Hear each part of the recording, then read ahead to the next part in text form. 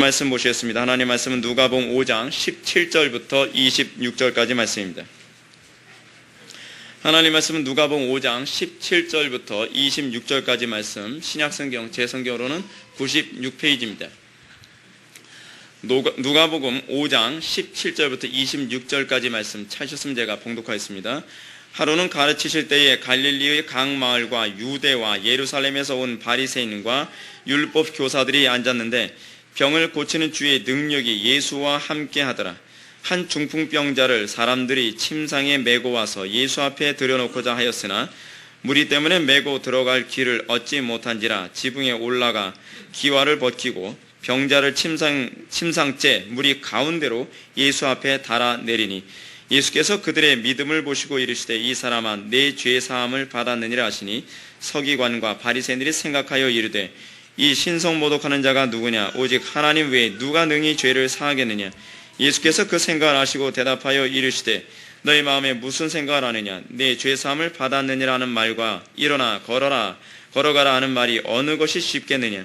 그러나 인자가 땅에서 죄를 사하는 권세가 있는 줄을 너희로 알게 하리라 하시고 중풍병자에게 말씀하시되 내가 내게 이르노니 일어나 내 침상을 가지고 집으로 가라 하시매 그 사람이 그들 앞에서 곧 일어나 그 누웠던 것을 가지고 하나님께 영광을 돌리며 자기 집으로 돌아가니 모든 사람이 놀라 하나님께 영광을 돌리며 심히 두려워하여 이르되 오늘날 우리가 놀라운 일을 보았다 하니라. 아멘.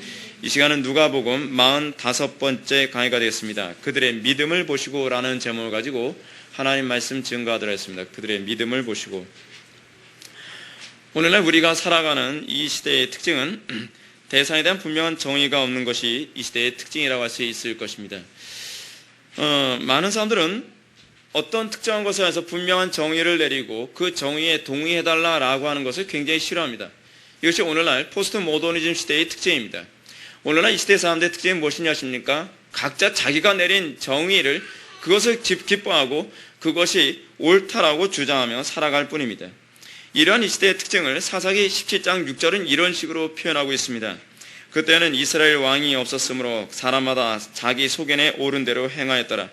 그렇습니다. 사사기 17장 6절이 얘기하는 것처럼 이 시대의 특징을 한마디로 규정한다면 사사기적 상황이라고 할 수 있을 것입니다. 이 시대의 사람들은 각자 자기 소견에 옳은 대로 살아갑니다. 이것이 옳다, 이것만이 진리다라고 얘기하는 소리를 굉장히 듣기 싫어합니다.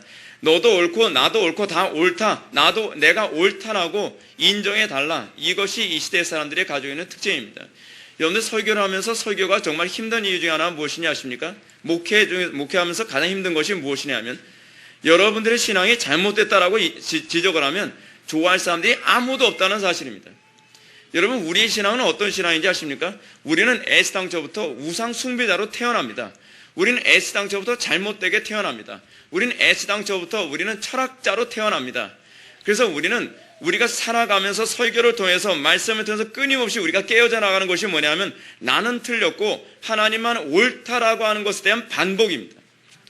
여러분들이 신앙생활하면서 여러분들이 어떤 것이 좋은 신앙이냐 하면 하나님의 말씀 앞에 여러분들이 겸손하게 항상 여러분들의 신앙의 태도를 고쳐나가는 것입니다. 우리는 자꾸 어떤 신앙 태도를 가지려 하냐면 우리가 예수를 믿는다고 하면서도 교회 공동체 안에 들어왔지만 우리는 각자 자기 소견에 옳은 대로 신앙생활하는 것을 좋아합니다. 내 신앙도 인정해주고 저 사람 신앙도 인정해줘, 다 인정해주자는 겁니다. 오늘날 개혁주의가 많은 공격을 받는 것 중에 하나 뭐냐면 개혁주의는 그럴 수 없다라고 얘기하기 때문에 개혁주의가 공격을 받는 것입니다. 개혁주의는 오로지 이것만이 옳다라고 얘기합니다. 개혁주의의 핵심이 무엇입니까? 온전히 성경이 아니면 다 개혁해야 된다는 겁니다. 성경이 아니면 개혁해야 된다라고 하는 것에 대한 1차적인 대상은 자기 자신입니다. 그리고 회중들입니다. 우리 각자는 내 습관대로 내가 가지고 있는 종교적 습관이라든지 내가 가지고 있는 잘못된 어떤 이 타성에 젖은 신앙적 습관을 끊임없이 하나님의 말씀 앞에서 깨뜨려 가야만 합니다. 내가 옳을 수는 없습니다. 내가 본성적으로 깨달은 것이 옳을 수는 없습니다. 로마 가톨릭의 특징, 그리고 이 사도 바울이 이 시대를 향해서 얘기한 특징이 무엇입니까? 자기 본성에 옳은 대로 행하는 것. 그것이 바로 이 타락한 세대의 특징이라고 하지 않습니까? 오늘날 이 시대를 그래서 한마디로 정의하면 바로 포스트 모더니즘 시대, 너도 옳고 나도 옳고 모두가 다 옳다. 우리는 누가 틀렸다라고 얘기하지 말고 서로를 존중해주며 살아가자. 그러니까 기독교만 옳다고 얘기하지 말자. 다른 종교도 옳다고 얘기하자. 그리고 우리 개혁교회만 옳다고 얘기하지 말자. 다른 교파들도 옳다고 얘기하자. 거기에 무슨 개혁이 있을 수 있을까요? 거기에 무슨 확실함을 가질 수 있을까요? 너도 옳고 나도 옳을 수가 과연 있을까요? 여러분, 어떤 사람이 주스를 놓고서 어떤 사람은 이걸 물이라고 얘기하고 어떤 사람은 이거를 주스라고 얘기합니다. 너도 옳고 나도 옳을 수 있을까요? 어떤 사람은 어떠한 대상 보고 누구라고 얘기하면서 아니 딴 사람이야 라고 얘기합니다. 너도 옳고 나도 옳을 수 있을까요? 그거는 존재하지 않습니다. 진리의 특징은 무엇입니까? 진리의 특징은 단호하다는 것입니다. 진리의 특징은 오로지 하나밖에 없다는 것입니다. 신앙생활도 사실은 궁극적으로는요, 모든 사람들이 성경이 얘기하는 하나의 기준 앞에서 하나의 통일성 있는 신앙생활을 해야만 합니다. 너도 옳고 나도 옳은 신앙생활은 없습니다. 서로 존중해 가면서 마치 믹서기로 갈아 놓은 것 같은 그런 신앙이 좋은 신앙은 아닙니다. 오늘날 이 시대의 교회의 특징이 무엇이냐 아십니까? 어느 교회를 가도 교회의 색깔이 없다는 것이 문제입니다. 마치 다 믹서기로 갈아 놓은 것 같습니다. 어느 교회를 가도 신앙의 통일성이라고 하는 것을 추구하지 않습니다. 그러니까 여러분 어떻습니까? 우리 교회 오게 되면 여러분들이 피곤한 이유 중에 하나는 뭐냐면 여러분들이 우리 교회 왔을 때 외부에서 다른 데서 신앙생활한 거 다 인정해달라고 여러분들 주장하지만 저는 그럴 수가 없습니다. 여러분들이 우리 교회 오면 우리 교회에서 얘기하는 신앙의 컬러 안에 맞춰서 하나의 동일한 컬러로 빛을 발하자고 하는 것이 그것이 바로 성경의 정신입니다. 하나님께서 우리들에게 요구하는 것은 그것입니다. 그러나 우리는 어떻습니까? 순복음에서 신앙생활을 했든 그렇지 않으면 감리교에서 신앙생활을 했든 침례교에서 신앙생활을 했든 어디서 신앙생활을 했든 우리 교회 오면 믹서기로 갈아놔서 다 똑같은 색깔이 되는 것, 그래서 허여 멀게서 이건 회색 같은 신앙, 그것이 좋은 신앙이 아닙니다. 좋은 신앙이라고 하는 것은 신앙의 컬러가 뚜렷한 것입니다. 신앙의 컬러가 선명해서 이것이 옳음에 대한 확신성을 결코 흔들리지 않는 것. 그랬을 때에 여러분 고난과 어려움의 때에서도 여러분들이 분명히 지켜내고 이겨내며 돌파할 수 있는 힘이 생기는 것입니다. 오늘날 이 시대의 교회가 힘이 없는 이유가 바로 거기에 있습니다. 분명한 정의, 무엇이 옳은가, 교회란 무엇인가, 구원이란 무엇인가, 이것이 무엇인가 했을 때 단호하게 이것밖에 없다, 성경은 이것이라고 규정한다라고 하는 것에 대한 분명한 통찰력이 있을 때라야만 혼란스럽지가 않습니다. 오늘날 이 시대 사람들이 이 시대에 그래서 또 다른 특징을 보여드리면 스승을 필요로 하지 않는다는 것입니다. 여러분, 이 포스트 모더니즘 시대에서 실존주의 교육이 활개를 치고 있습니다. 실존주의 교육의 특징이 무엇인지 아십니까? 스승은 바로 나라는 것입니다.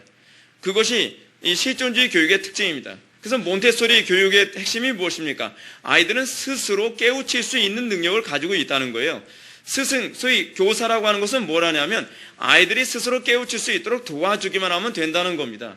거기에 선생, 먼저 태어난 자라고 하는 의미는 아무런 의미가 없습니다. 스승의 존재의식은 없어졌습니다. 내가 스승입니다. 내가 깨달으면 되는 겁니다. 이것이 오늘날 이 시대의 특징입니다. 오늘날 이 시대의 사람들이 기껏해야 추구하는 스승이란 무엇입니까? 디모데후서 4장 3절에 얘기하는 것처럼 사람이 바른 교훈을 받지 아니하며 귀가 가리어 자기 사욕을 따를 스승을 많이 두니라. 이것이 이 시대를 한마디로 규정할 수 있는 또 다른 모습이겠지요. 자기 사욕을 좇을 스승만 따라다닙니다. 그들이 원하는 스승이라고 하는 것은 고작해야 그것입니다. 그래서 여러분 요즘에 어떤 교회 또는 어떤 사람들에게 사람들이 많이 몰립니까? 자기 욕심을 채워줄 수 있는 사람들에게만 사람들이 많이 몰려듭니다. 정말 사고의 깊이가 있고 스승으로서의 가치와 자격이 있는 사람들은 요즘 별로 인기가 없습니다. 저 사람이 나에게 이익을 주는 사람인가, 나에게 손해를 끼치는 사람인가가 스승을 규정하는 기준이 돼버리고 말았습니다. 나를 불편하게 만드는 사람은 절대로 스승이 되지 못합니다. 어떤 사람만 스승이 됩니까? 나를 편하게 해줘야만 합니다. 내가 해달라는 대로 다 해주는 것이어야만 합니다. 나의 본성을 거슬리지 않는 사람이어야만 합니다. 과연 그런 사람에게서 무슨 성화를 기대하겠습니까? 그런 사람에서 무슨 발전을 기대하겠습니까? 여러분, 제가 목회하면서도요, 어떤 사람이 정말 복음 앞에서 이 사람이 은혜 받을 만한 사람인가 라고 하는 것을 제가 한눈에 아는 통찰력이 생겼는데요. 그것은 어린아이 같은 사람들입니다. 항상 하나님의 말씀을 배우되 어린아이처럼 받을 수 있는 준비가 되는 사람, 정말 가난해진 사람, 정말 통짜로 다 배울 수 있는 준비가 되는 사람, 그런 사람이 정말 스승을 둘 수 있는 자격이 있는 사람입니다. 근데 오늘날 어떻습니까? 기분 좋으면 듣고 기분 안 좋으면 안 듣고 내 생각하고 맞으면 듣고 내 생각하고 안 맞으면 안 듣고 그럼 어때요? 자기 수준을 벗어나지 못하는 거죠. 뭐 어쩔 수 없죠. 내 생각이 요 정도 수준인데 자기 수준보다 높은 수준으로 얘기하면 다 걸러내버리는 거예요. 그건 내가 인정할 수 없다는 거예요. 그러니까 어때요? 수준을 벗어나지 못하는 거죠. 천박한 수준에서 계속 머물러 있을 수밖에 없는 거예요. 성경이 그래서 우리들에게 요구하는 바른 신앙의 기준을 무엇이라고 얘기합니까? 어린 아이와 같은 신앙인 거예요. 어린 아이와 같은 신앙. 다 됐다라고 생각하는 것이 아니라 나는 항상 개혁되어져야 되는 존재이고 나는 항상 배워야 하는 존재이고 나는 항상 무너져야 되는 존재라는 것에 대한 인식을 가지고 끊임없이 그리스도께 맞춰가고 그리스도와 다른 부분이 있다면 그 부분이 날마다 개혁되어져야 된다라고 하는 사고를 갖는 사람만이 진정으로 하나님의 은혜의 부여함이 무엇인지를 알 수 있는 사람일 것입니다. 제가 요즘에 이 시대를 보게 되면 이 시대의 또 다른 특징이 하나 있는데 교주들이 많습니다. 그죠? 교주들이 많아요. 그리고 또 어떤 사람이 있냐면 사욕과 거짓말을 밥 먹듯 하는 정치가들이 난무합니다. 이거는요 어쩔 수가 없어요. 이거는요. 왜냐하면 교주들이나 그렇지 않으면 사욕과 거짓말을 밥 먹듯 하는 정치가들이 많은 이유가 뭐냐면 국민들이 그런 사람들을 좋아하기 때문에 그래요. 이 대한민국 사람들의 문제가 거기에 있습니다. 대한민국 사람들은요 자기 욕심을 채워준다라고 하면 아무리 이단이다 사입이다 뭐다 귀담아 듣질 않습니다. 정작 그것이 자한테 이익이 된다는 거예요. 하다못해 이런 정도예요. 여러분 우리는 어떻습니까? 내 병이 고침 받는다고 한다 할지라도 이단이면 안 가야 되겠죠. 근데 우리는 어떠냐면 꽁 잡는 게 매라는 식이에요. 병 고침을 받는데야 2단이든 3단이든 무슨 문제가 되냐는 거예요. 병만 고침을 받으면 됐지.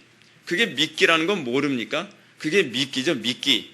근데 우리는 그런 식으로 많은 사람들이 2단이든 3단이든 관계없다. 그 교회만 가면 내가 재산을 늘릴 수 있고 그 교회만 가면 내가 병 고침을 받을 수 있고 그 교회만 가면 그러니까 2단이 우후죽순처럼 일어나는 거예요. 2단이.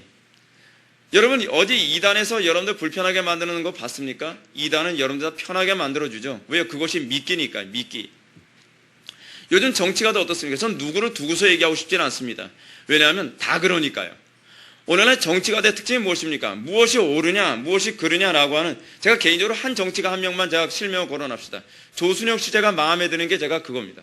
조순영 씨는 옳으냐 그르냐라고 하는 하나의 규정을 딱 두고 나면 그 사람은 누가 뭐라 그래도 이것이 옳은 거다라고 계속적으로 주장할 줄 알아요. 그래서 저는 개인적으로 조순영 씨는 좀 존경스럽게 생각을 해요. 근데 우리나라의 정치판 전반적으로 보게 되면 정치판 안에 있는 사람들이 뭐냐면 국민들이 어떻게 해야 좋아하는가에만 눈이 밝아요.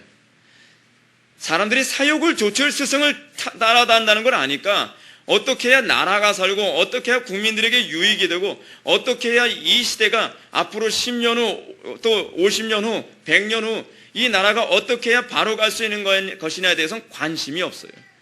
요즘 우리나라 보면 어떻습니까?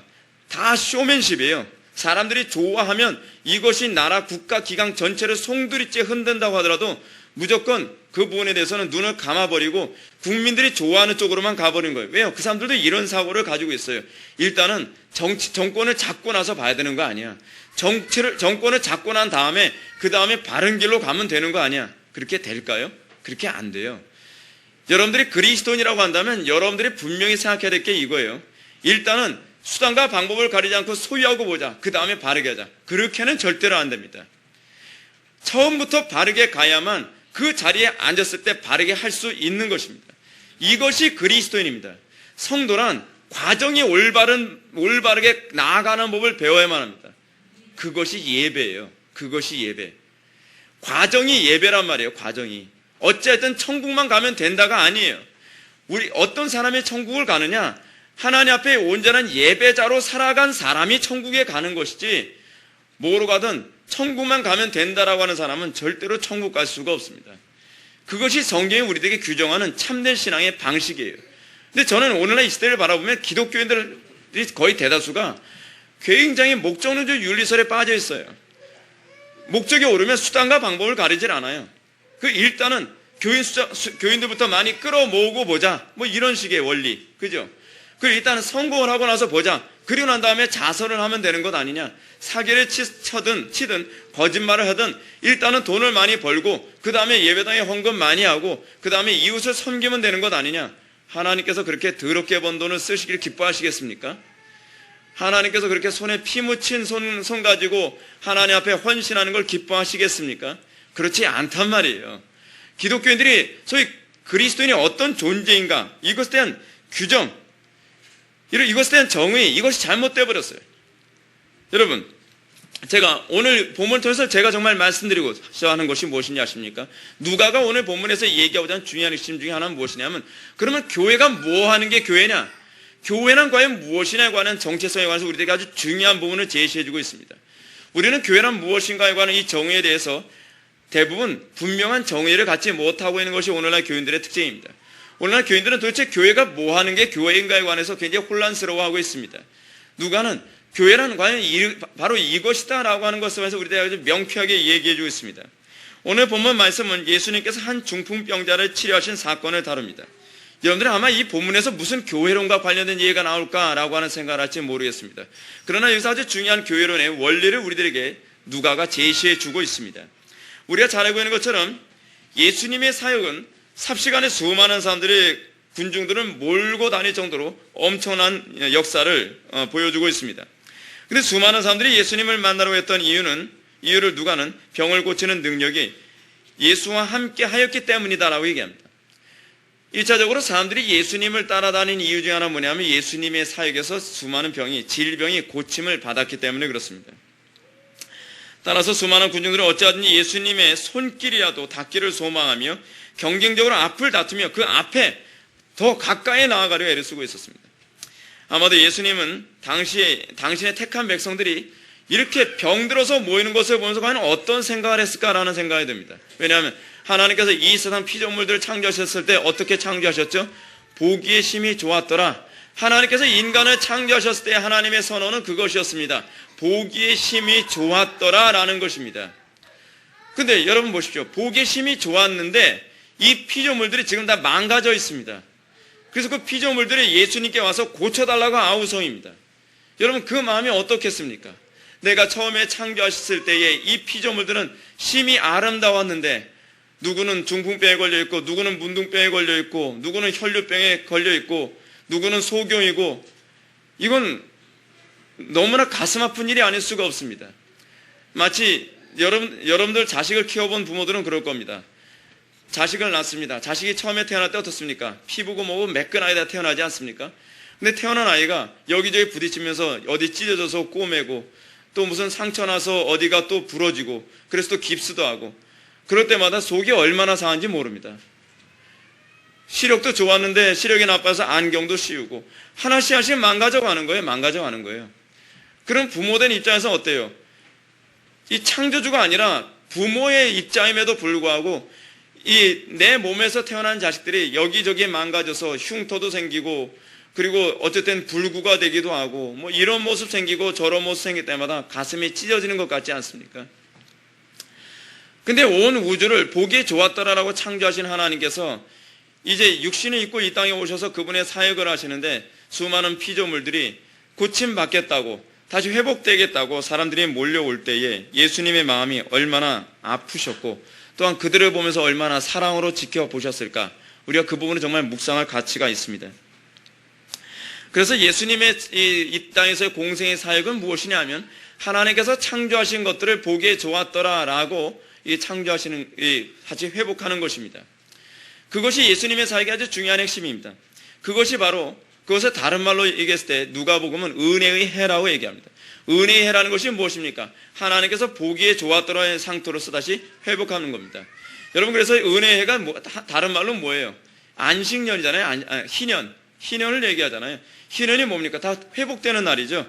초창기 하나님께서 주신 대로, 초창기 하나님께서 이스라엘 백성들에게 주신 상태로 다시 회복되는 것, 그게 보기에 좋은 것이죠. 하나님께 처음에 주셨던 것대로.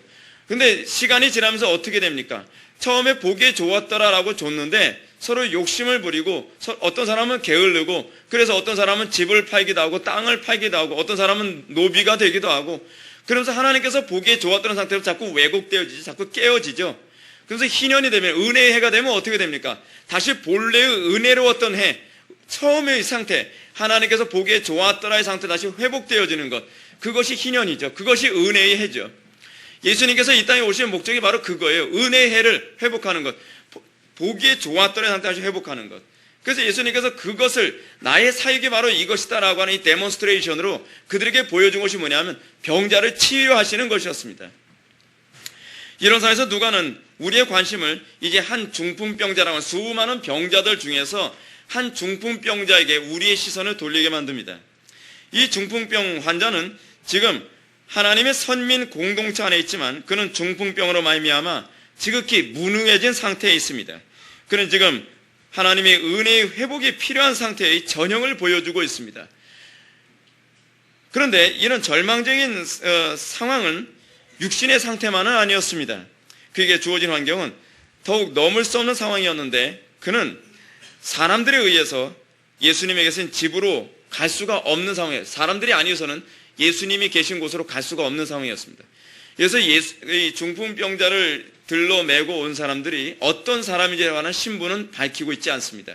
이 사람이 가족인지 친구인지 그렇지 않으면 주변에 있는 동네 사람인지 아무도 그 신분을 밝히지 않습니다. 단지 마가복음에서 숫자만을 밝히고 있는데 4명이라고 밝혀주고 있습니다.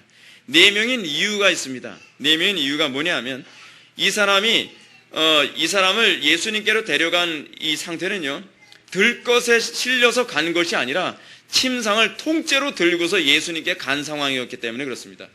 침상을 통째로 들려면 어떻습니까? 두 사람에서 아무리 장정이라도 두 사람에서 들을 수가 없는 거예요. 그래서 4명이어야만 했습니다. 아마도 들것 같은 걸 사용하지 않고 침상을 통째로 들고 간 것으로 볼 때에 그의 중풍병 상태는 지극히 심각한 상황임을 우리가 가히 짐작할 수가 있습니다. 자, 그는 지금 이 정도로 중풍병의 상태가 심각한 상태였습니다. 그래서 그는 온 피조물들을 치료해 주시는 예수님께로 갈 수 있는 어떤 기능조차도 없었습니다. 그는 사람들에게 의존되어야만 했습니다. 그러나 그가 사람들에 의존되어져서 침상째 통째로 들고서 예수님 앞에 갔지만, 저를 보십시오. 설교 때는 저를 보시는 게 좋습니다. 통째로 예수님께 갔지만 문제는 뭐냐 하면 더 심각하고 어려운 절망이 그들 앞에 기다리고 있었습니다. 예수님께 치료받고자 모여든 군중의 숫자가 한두 명이 아니었기 때문에 그렇습니다. 수많은 사람들이 예수님의 옷자락이라도 한 번이라도 손을 한번 대고 싶어 했고, 어찌하든지 예수님께서 손 한번 대주시길 바랐기 때문에 수많은 무리들이 서로 밀고 땡기는, 어떻게 보면 마치 아수라장과 같은 그런 상황을, 여러분 침상을 통째로 두고서 어떻게 그곳으로 돌진해서 예수님 앞에까지 갈 수 있겠느냐 하는 문제입니다. 중풍병자는 여러 가지 어려움과 장애를 가지고 있었습니다. 자, 여기서는 여러분들한테 한 가지 말씀드리겠습니다. 믿음이란 무엇인가가 바로 여기 있습니다. 믿음이란 장애를 뛰어넘는 것입니다.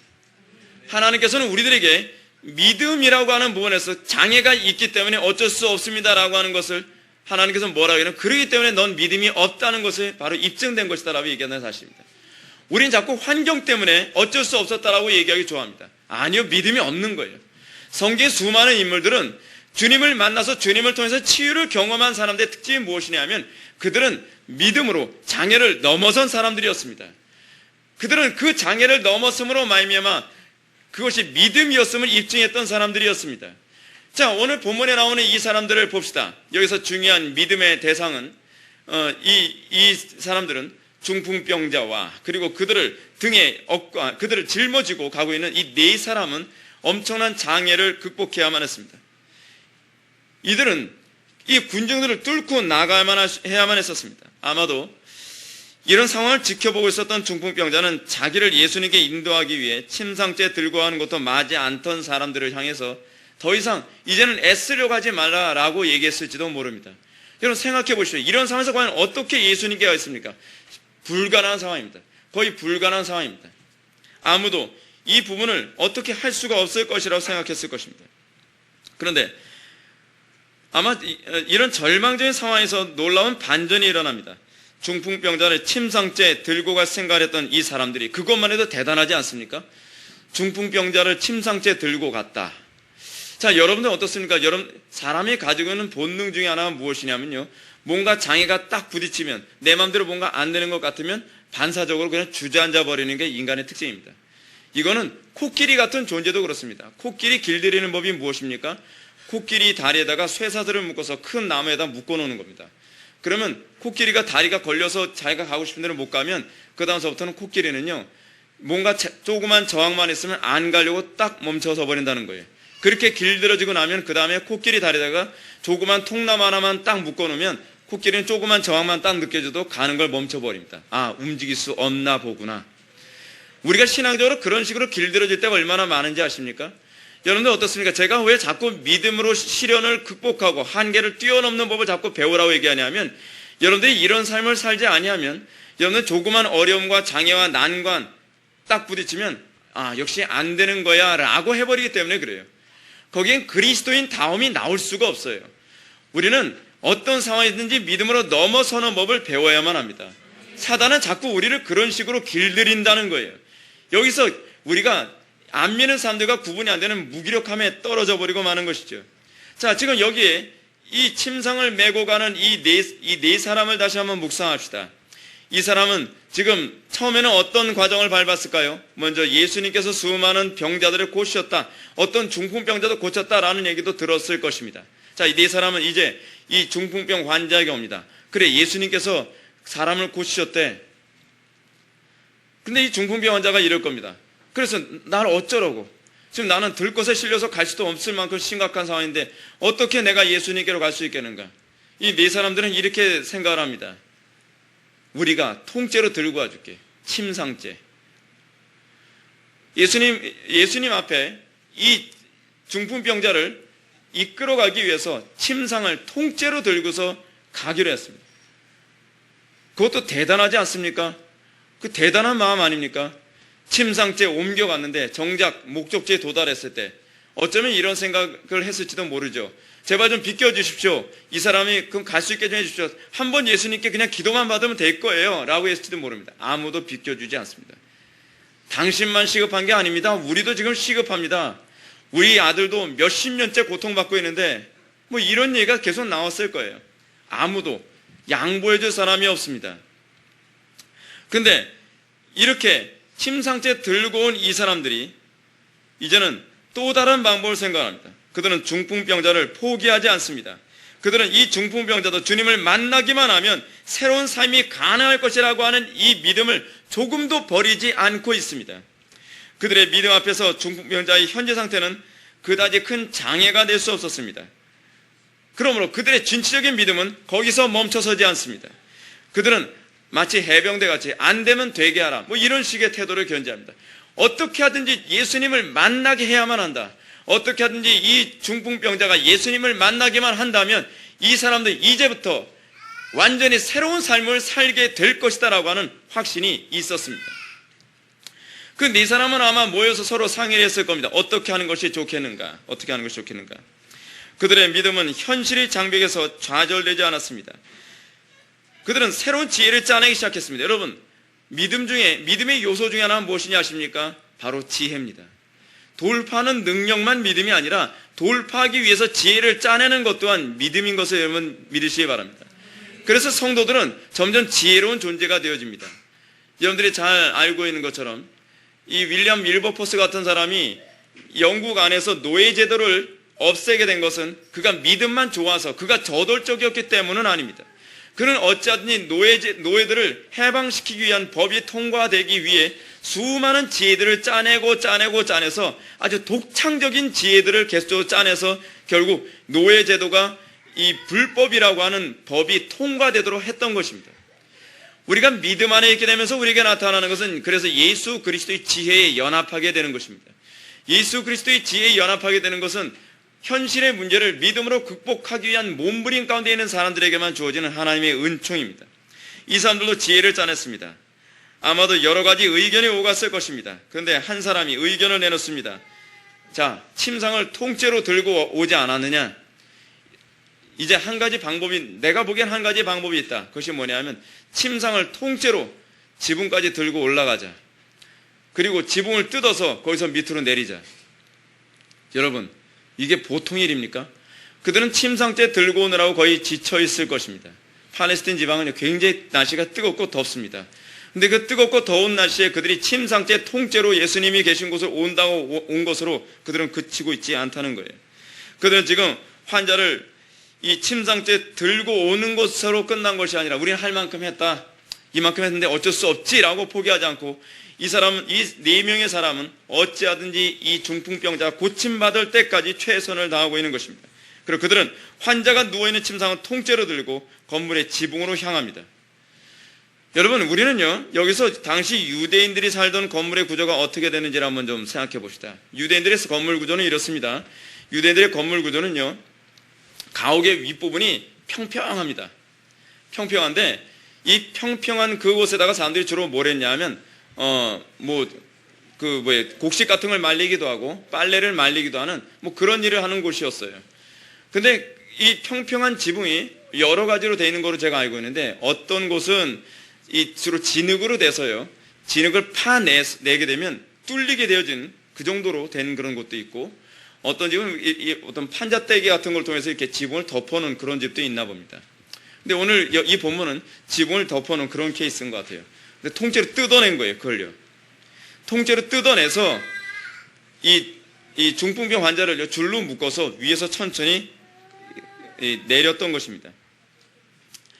여기서 우리는 아주 흥미로운 점을 발견해야 됩니다. 그것은 20절 말씀에 보면 우리 주님은 그들의 믿음을 보시고 이르시되 이 사람아 내 죄사함을 받았느니라 라고 선언했다는 사실입니다.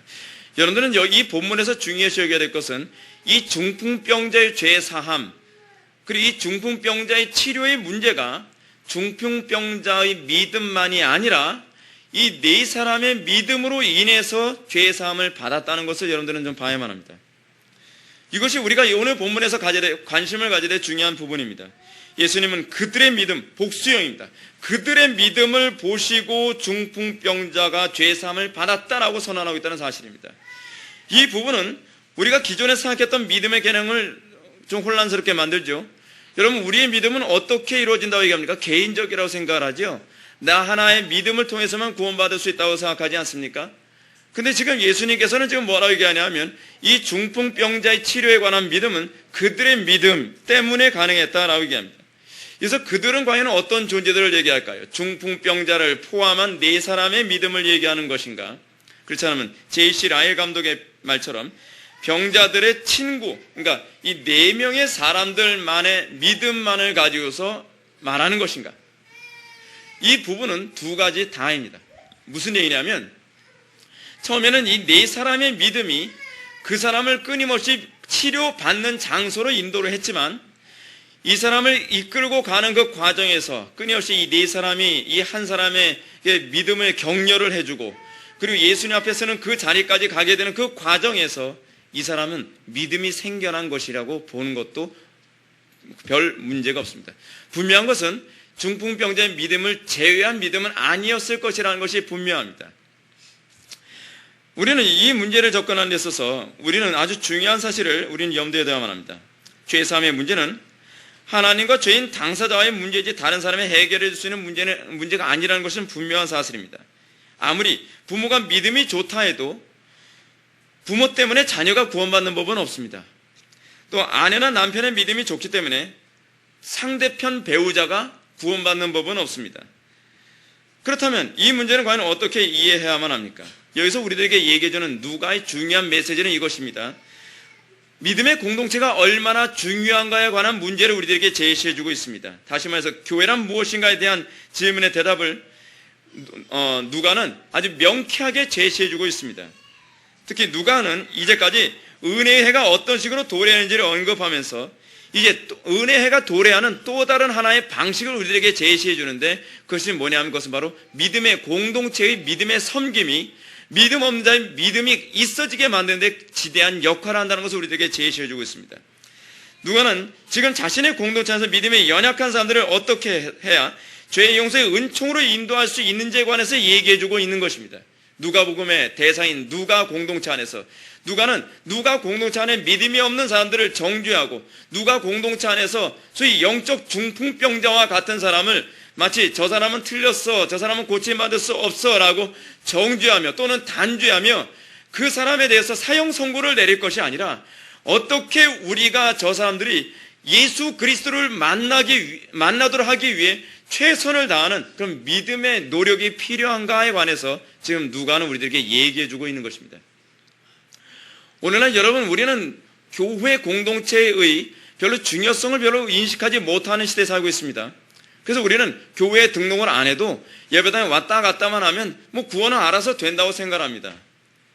근데 구원은 그런 식으로 일어나지 않습니다. 하나님께서 왜 교회라고 하는 공동체를 주셨습니까? 교회는 은혜 수요 수단입니다.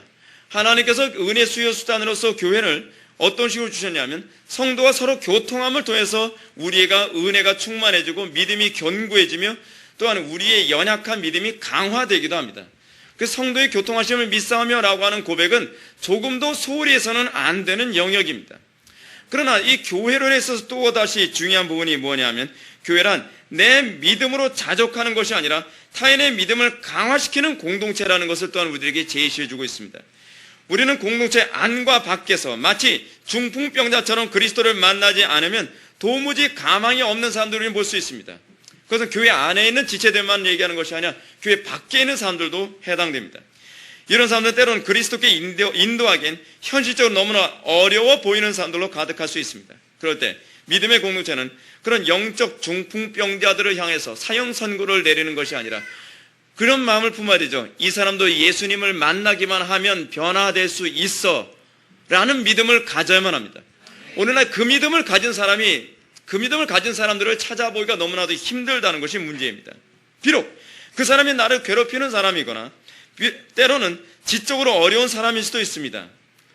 예를 들어서 그 태어날 때 그 IQ가 아주 낮게 태어나는 아이들 있지 않습니까? 그런 아이들.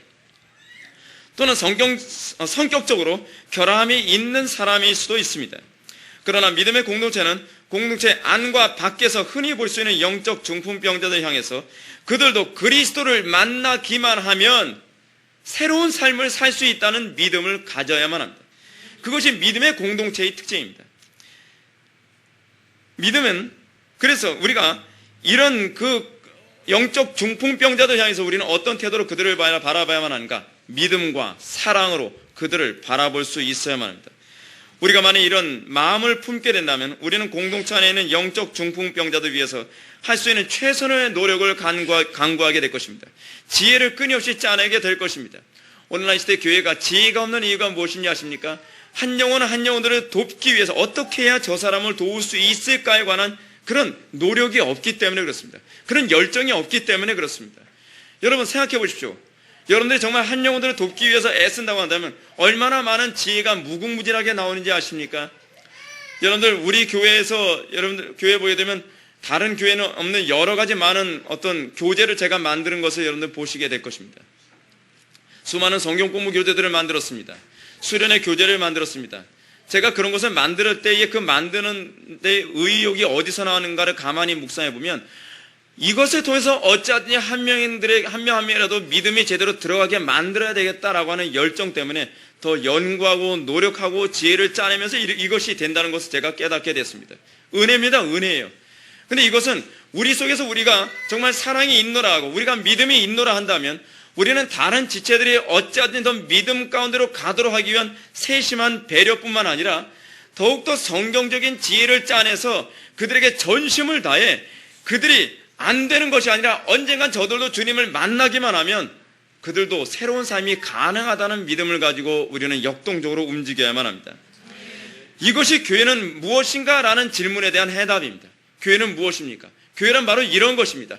교회란 바로 영적 중풍병자들이 예수 그리스도께로 나아가도록 하기 위해 자기를 희생하고 헌신을 다하는 존재들의 모임입니다. 이것이 교회라는 의식이어야만 합니다. 오늘날 우리는 교회가 뭐라고 생각합니까? 교회를 학원이라고 생각하지 않습니까? 교회는 그냥 와서 친교 모임이라고 생각하지 않습니까? 교회에 대한 그런 낭만 제발 좀 버리십시오. 그런 이기적이고 내가 좀 마음에 들면 이 교회에 몸담고 있다가 내가 이 교회에서 좀 마음에 안 들면 언제든 훌쩍 떠날 수 있는 것을 교회라고 생각하지 마십시오. 교회는 그렇게 놀고 먹는 곳이 아닙니다. 교회는 희생하는 곳입니다. 남을 위해서 희생하는 것입니다. 자기를 부인하는 것입니다. 십자가를 지는 것입니다. 그것이 교회입니다. 교회란 무엇인가에 관해서 질문을 던진다고 할 때에 우리는 끊임없이 교회 밖이나 교회 안에 있는 영적 중풍병자들, 그 사람들이 우리를 얼마나 괴롭게 만듭니까? 우리를 핍박하기도 합니다. 우리를 괴롭게 만들기도 합니다. 우리를 손해보게 만들기도 하고, 우리의 마음에 상처를 주기도 하고, 우리에게 엄청난 스트레스를 주기도 합니다. 그럴 때 성경 우리들에게 뭐라고 얘기합니까? 그들의 지옥 가라고, 그들을 저주하라고 얘기합니까? 성경은 그렇게 얘기하지 않습니다. 예수님은 우리들에게 이렇게 말씀하십니다. 너희를 박해하는 자들을 위하여 기도하라는 겁니다. 우리는 영적 중풍병자들을 볼 때에 우리는 그들을 위해서 씨름하는 기도를 할 줄 알아야만 합니다. 예수님께서 우리들에게 요구하시는 것이 그거 아닙니까? 너희를 박해하는 자들을 위해서 기도하라는 것입니다. 또 뭐라고 얘기합니까? 너희를 저주하는 자를 위해 축복하며 너희를 모독하는 자를 위해 기도하라라고 얘기하지 않습니까? 그렇습니다. 우리 주변에는 영적 중풍병자들이라고 하는 사람들은 다 그렇습니다. 우리를 박해하고 우리를 핍박하며 우리에게 스트레스를 주고 우리에게 괴로움을 가져다 주는 사람들입니다. 그럴 때 우리가 그들을 동일한 박해와 핍박으로 대한다면 우리가 바리새인들과 무슨 차이가 있습니까? 우리는 그들을 향해서 어떤 태도를 견지해야만 합니까? 우리는 더 그들에게 상냥함과 지혜로움과 그리고 섬김과 사랑으로 대할 수 있어야만 합니다. 그래서 우리는 끊임없이 그들을 위해서 기도해야만 합니다. 우리는 그들의 영혼을 불쌍히 여기는 기도를 해야만 합니다. 그러면서 한 영혼 한 영혼이 구원받는 거예요. 그래서 한 영혼 한 영혼이 예수 그리스도를 만나는 거예요. 그냥 말씀만 잘 전한다고 예수님 믿는 거 아닙니다. 여러분 착각하지 마십시오. 성경 공부 많이 가르쳐서 지식 많이 들어가면 예수님 믿는다고 생각합니까? 제가 보는 견지에서는요, 그런 사람들이 더 예수 안 믿어요. 얼마나 교만을 떠는지 아무리 성경적인 얘기를 하더라도 자기가 배운 그 초라한 지식 가지고 반박을 하는데 어이가 없어서 얘기도 하기 싫을 정도예요. 중요한 게 뭔지 아세요? 지식이 성도들을 만든다고 생각하지 마십시오. 중요한 것은 하나님께서 그 지식을 사용하지 않는다고 한다면 그 지식은요, 아무것도 아닌 초라한 지식에 불과합니다. 여러분, 우리가 박효진 장로님 간증 보지 않았습니까? 제가 그 간증 보라고 한 이유가 있습니다. 박효진 장로님이 어떻게 한 명의 그리스도인이 될 수 있었습니까? 성경 공부 무지하게 많이 배워서 된 거 아닙니다. 탁월한 설교 들은 것도 아닙니다. 박효진 장로님 한 사람이 그리스도인이 된 것은 자기를 그렇게 미워하고 못살게 구는, 그러니까 이 사촌형을 위해서 끊임없이 기도하는 그 사촌 동생, 머리가 막 이 전기톱 가지고 자르는 것 같은 고통 가운데서도 하나님, 우리 사촌형 그 박효진 장로님 제발 빨리 예수 믿게 해주세요. 그런 그 기도, 해산의 수고와 같은 그 기도. 박효진 장로님이 또 어떻게 해서 구원받게 됐습니까? 박효진 장로님의 그 직장에서 예수 믿는다고 재수 없다고 맨날 핍박하고, 면박 주고 못살게 구던 그 사람이 끊임없이 박효진 장로님 위해서 눈물을 흘리며 애타가면서 해산하듯이 기도하는 가운데, 그러면서 박효진 장로님의 구원이 임한 것 아닙니까? 우리는 구원이 그냥 은혜니까 대충 해도 되겠지, 나는 말씀만 잘 전하면, 복음만 전하면 뭐 하나님께서 알아서 구원해 주시겠지, 그런 식으로 생각하지 마십시오. 하나님의 그 은혜의 공동체, 그 구원의 공동체가 어떻게 일어났습니까? 예수님께서 우리들에게 본을 보여주신 것이 무엇입니까? 나를 핍박하는 자를 위해서 기도하는 가운데, 그래서 한 명씩 한 명씩 구원받는 것입니다. 예수님께서 우리들에게 본을 보여주신 것이 그것입니다. 우리는 예수 믿는 건 너무 쉽게 생각하지 않습니까? 원수를 위해서 우리는 얼마나 기도합니까? 원수를 위해서 우리는 저주하지 않습니까? 아니요, 그건 성경적이지 않습니다. 성경이 우리들에게 요구하는 것은 우리를 불편하게 만들고 우리를 스트레스 받게 하는 그 사람들을 위해서 해산의 수고를 하듯이 기도하라는 것입니다. 조지 밀러는 중풍병자와 같은 수많은 영혼들이 주님께로 오게 하기 위해서 조지 밀러가 했던 것도 피눈물 나는 기도의 열매의 결과였습니다. 우리 주변에서도요, 한 남편 또는 한 아내가 예수 믿게 될 때 그 기도가 어떤 기도인지 아십니까? 정말 그 영혼, 그 사람 자체는 밉지만 그 영혼 자체를 사랑하는 마음으로 해산의 수고를 하는 가운데, 그러면서 한 가정이 복음화되고 한 남편, 한 아내가 예수를 믿게 되는 겁니다. 우리는 예수 믿는 거 너무 쉽게 생각합니다. 예수 믿는 거 그렇게 쉬운 거 아닙니다. 우리가 예수 믿은 거 어떻게 믿었습니까? 1차적으로 예수님이 우리를 위해 십자가 못 박혀 돌아가시는 그 고난, 여러분 생각해 보십시오. 예수님이 왜 우리를 사랑하셔야만 합니까? 근데 예수님께서는 사랑할 아무 가치 없는 우리를 보시면서 불쌍히 여기며 우리를 위해서 기도하시고, 지금도 우리 위해서 기도하신다고 하지 않습니까? 우리를 위해서 십자가에 못 박혀 돌아가시면서, 그러면서 구원받은 거예요. 우리가 구원을 받은 거예요. 여러분, 그래서 J.C. 라일은요, 이 기도의 중요성을 얼마나 강조하는지 모릅니다. 제이시라엘 감독은 말하기를 누구든지 기도하지 않는 사람은 구원받기를 기대할 수 없다라고 말하면서 구원을 위해서 기도의 절대성을 잘 지적해 주고 있습니다. 기도하지 않아도 말씀만 잘 전하면 구원받는 건 아닙니다. 하나님께서 한 사람을 구원하실 때 말씀을 사용하시는 것은 틀림없습니다. 그러나 그 말씀을 사용하시는 것은 어떤 사람이 그 영혼을 위해서 기도하는 가운데에 그 기도의 응답으로 이 말씀을 사용해서 구원받게 되는 것입니다. 근데 우리는 한 사람의 회심이 그런 피비린내 나는 기도의 노고, 보이지 않는 누군가 나를 위해서 기도한 피비린내 나는 그 기도의 노고 가운데 일어나는 것을 우리는 잘 알지 못합니다. 여러분 생각해 보시죠. 사도 바울의 구원이 거저 이루어졌습니까? 사도 바울의 구원도 그렇게 이루어진 것이 아닙니다. 사도 바울의 구원조차도요, 정말 그 선택과 예정으로만 이루어진 것이 아니라 여러분들이 잘 알고 있는 것처럼 스데반이 죽어가는 가운데 한 그 기도의 응답의 결과가 바로 사도 바울의 구원입니다. 얼마나 위대합니까? 한 사람의 구원이 어떤 식으로 일어납니까? 그래서 여러분 이건 아셔야 돼요. 고난과 핍박의 강도가 크면 클수록 그를 위한 사랑의 기도의 능력은 더욱더 강하다는 것을 믿으시기 바랍니다. 우리는 우리를 핍박하고 우리를 고통스럽게 하고 우리를 괴롭게 하는 자들을 위해서 저주하지 마십시오. 예수님의 말씀 그대로 순종하십시오. 그들을 위해서 기도하십시오. 그들도 주님을 만나면 나보다도 괜찮은 사람 될 것이라고 하는 믿음을 가지고 기도하십시오.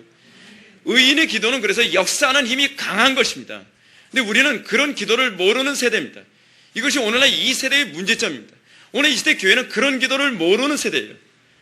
그냥 기도는요, 한 영혼의 구원은 그냥 쉽게 건성으로 사형리, 전도폭발, 그냥 어떤 성경 구절을 외워가지고 잘잘잘 얘기하면 한 영혼이 구원받는다고 생각합니다.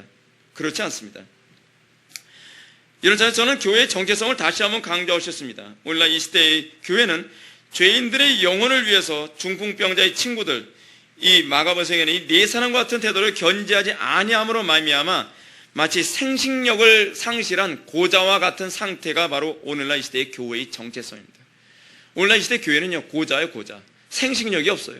원수들을 구원하는 힘이 없어요. 나를 위해서 핍박하는 자, 나에게 스트레스 주는 자를 위해서 피눈물을 흘리면서 해산의 수고를 해가면서 기도하는 가운데 한 영혼이 예수님께로 돌아오는 그 감격을 모르는 시대예요. 여러분, 우리가 왜 자식을 이뻐합니까? 자식을 어떻게 낳기 때문에 이뻐합니까? 피를 흘려가면서 고통 가운데 해산의 수고를 하면서 낳았을 때, 그 생명이 탁 튀어났을 때 감격이 있는 것 아닙니까? 오늘날 교회 안에 그런 감격이 없어요.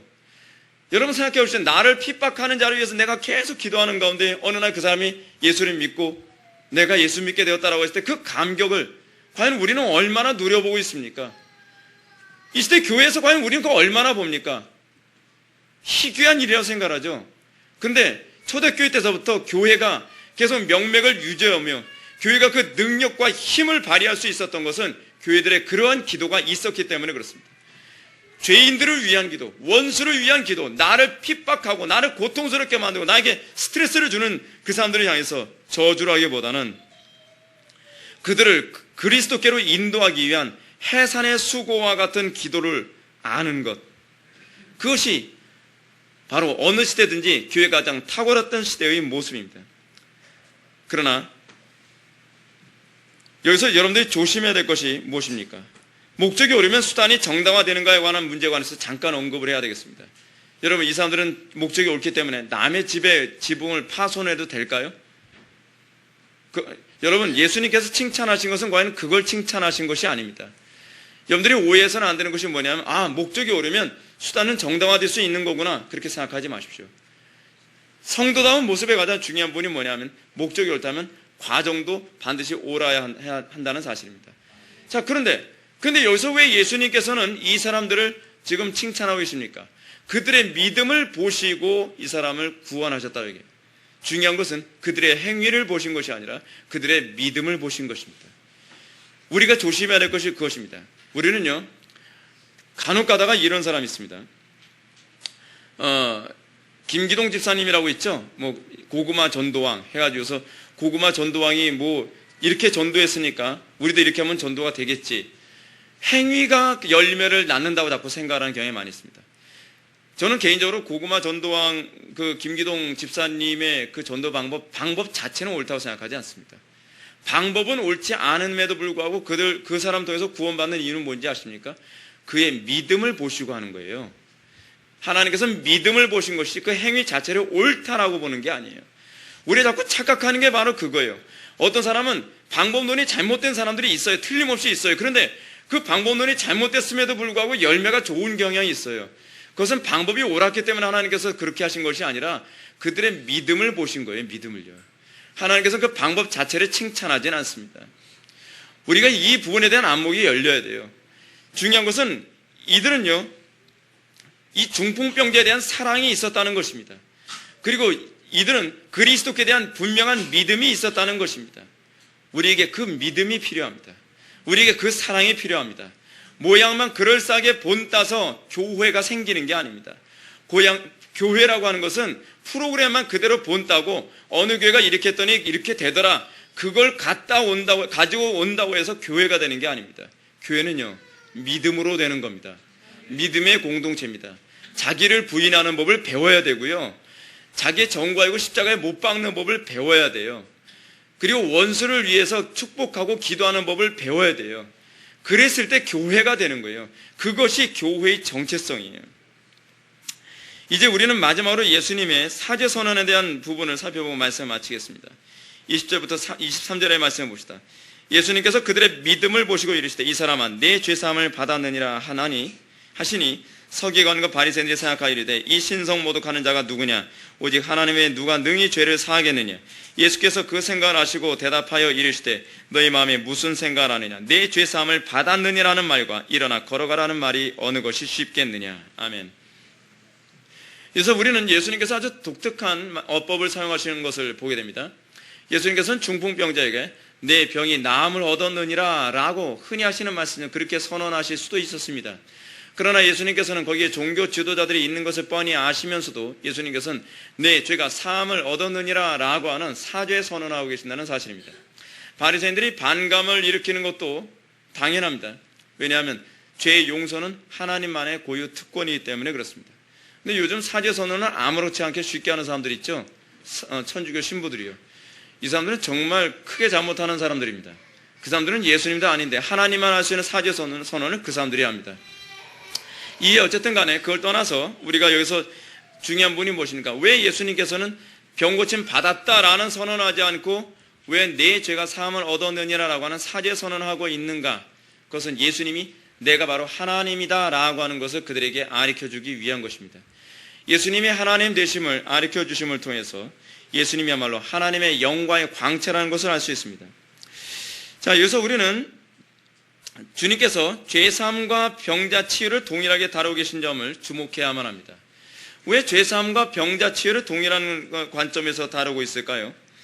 여기서 이렇게 말씀하시는 이유는 여기 있습니다. 죄의 용서를 받았다고 한다면 궁극적으로 회복이 일어나야 된다는 것을 우리들에게 얘기해주고 있습니다. 여러분, 우리는 우리 주변에 죄 용서 받았다고 얘기하면서도 이전과 아무런 달라진 것도 없고 세상과 구분된 것도 없고 하나님의 말씀에 대해서도 여전히 관심도 없고 변화될 의향도 없고 하나님 말씀에 복종할 마음도 없고 내 마음에 드는 것만 선택해서 받아들이고 그러면서 구원받았다고 자꾸 얘기하죠. 여러분, 죄 사함 받았을 때의 증상이요 그렇게 흐리멍덩하지 않습니다. 죄 사함 받은 자에게는 분명한 열매와 분명한 증거가 나타난다는 것을 믿으시기 바랍니다. 죄 사함 받은 자에게는요 반드시 새로운 삶이 그들에게 나타나야만 합니다. 중풍병자는 단순히 치료만 받은 것이 아닙니다. 중풍병자는 이제 새로운 삶을 살게 됐습니다. 그것이 바로 죄사함 받은 자에게 나타나는 특징입니다. 죄사함 받은 자는 반드시 새로운 삶을 살아야만 합니다. 하나님께서 보시기에 좋았더라의 삶에 연합함이 있어야만 합니다. 그거에 아무런 관심도 없이 죄사함을 원합니까? 우리는 죄사함 받았으니까 막연히 천국은 가겠지. 그것이 죄사함이 아닙니다. 죄사함은 천국에 가는 문제가 아니라 궁극적으로 예수님께서 이 땅에 오신 목적이 있죠. 하나님께서 창조하신 피조물들의 회복이에요. 그것이 하나님께서 우리를 죄 사함을 주시고 변화시키시는 목적입니다. 오늘날 이 시대 교회들에게 죄사함이란 과연 무엇입니까? 죄사함을 받고 난 후에 과연 무엇이 달라졌습니까? 죄사함 받았노라 하면서도 어찌하여 세상과 구분됨도 없고 기독교 예식은 여전히 따분하며 부담스러운 이유가 어디 있습니까? 말로는 죄사함 받았다고 하지만 진정으로 죄사함 받았다는 증거라고 하는 것은 너무 희박합니다. 좋습니다. 어찌하든지 자신의 죄를 용서받았다고 합시다. 그러나 이 문제는 궁극적으로 제가 여러분한테 이 말씀을 드리는 이유가 있습니다. 그것은 여러분들이 가지고 있는 죄사함에 대한 확신은 하나님의 심판대 앞에서 심판을 견딜 수 있는 수준이어야 하기 때문에 그렇습니다. 그래서 제가 여러분들에게 자꾸 여러분들의 죄사함에 관한 문제에 대해서 신중하게 생각하라고 얘기하는 이유가 바로 거기에 있는 거예요. 여러분들은 담임 목사의 눈을 속일 수 있습니다. 속여도 상관은 없습니다. 그러나 중요한 것은 여러분들이 하나님의 심판대 앞에서 심판을 이길 수 있느냐, 그것을 장담할 수 있느냐에 관한 문제에 관해서 제가 여러분들한테 질문을 던지고 있는 겁니다. 담임 목사의 눈앞에도 여러분들의 죄사함에 관해서 확신을 주지 못한다고 하면서 어떻게 하나님 앞에서 하나님의 심판대 앞에서 심판을 버틸 수 있을 거라고 생각합니까? 여러분들이 진정으로 죄사함을 받았다고 한다면 여러분들은 자기를 부인하고 십자가를 지는 이 십자가의 흔적, 스티그마, 이 증거가 있어야만 합니다. 오늘 본문 25절에서 26절의 말씀 보시죠. 죄사함을 받은 자에게 나타난 치유의 영광이 얼마나 분명한가를 말입니다. 그 사람이 그들 앞에서 곧 일어나 누웠던 것을 가지고 하나님께 영광을 돌리며 자기 집으로 돌아가니 모든 사람이 놀라 하나님께 영광을 돌리며 심히 두려워하며 이르되 오늘날 우리가 놀라운 일을 보았다 하니라. 그렇습니다. 이것이 바로 복음의 위대함입니다. 이것이 바로 죄사함이 가져다 주는 실질적인 효력입니다. 우리가 죄사함을 받았을 때 우리는 하나님께 영광을 돌리며가 나와야만 합니다. 우리가 죄사함을 받았다고 한다면 나의 영광을 위하여 사는 것이 아니라 이제는 하나님의 영광을 드리기 위한 그런 적극적인 태도로 변화되어야만 합니다. 그리고 세상 사람들에게 놀라움의 대상이 되어야만 합니다. 이는 사람으로는 할 수 없고 오직 하나님만 할 수 있는 것입니다. 제가 여러분들에게 정말로 원하는 것이 그것입니다. 하나님께서 영광 받으시는 것은 우리 인간의 노력을 할 수 있는 영역이 아니라 사람으로는 할 수 없고 하나님만 할 수 있는 영역일 때라야만 하나님이 영광 받으시는 겁니다. 사랑하는 성도 여러분, 오늘날 복음이 너무나 관념화되고 있는 이 시대에 여러분들에 있어서 교회란 무엇인가에 관해서 다시 한번 정리하시기 바랍니다. 교회란 무엇입니까? 교회란 원수들을 위해서 기도하는 존재들입니다. 교회란 정말 한 사람을 그리스도께로 인도하기 위해서 단순히 그냥 말장난만 하는 존재들이 아니라 그들을 위해서 해산의 수고를 할 줄 아는 존재들입니다. 그런 것을 통해서 교회는 그 생명력을 계속적으로 유지하며 그런 것을 통해서 교회는 하나님의 영광의 광채가 되는 것을 믿으시기 바랍니다. 같이 기도하시겠습니다. 사랑이 많으신 하나님 아버지, 오늘날 이 시대의 교회가 교회의 정체성을 다시 회복하게 하여 주시고 바리새인과 같은 정말 죄인들을 향해서 돌만 던질 줄 알았지 그들을 사랑할 줄 모르는 그 모습에서 속히 탈피할 수 있도록 은혜 베풀어 주옵소서. 우리에게 믿음을 주시사 우리를 고통스럽게 하는 자들을 사랑하며 그들을 위해서 해산의 수고를 하며 기도할 줄 아는 그런 사랑과 믿음을 허락하여 주옵소서. 예수님의 거룩하신 이름으로 기도 올렸나이다. 아멘. 우리 다 일어나셔서 우리 찬송가 오늘 290장으로 찬양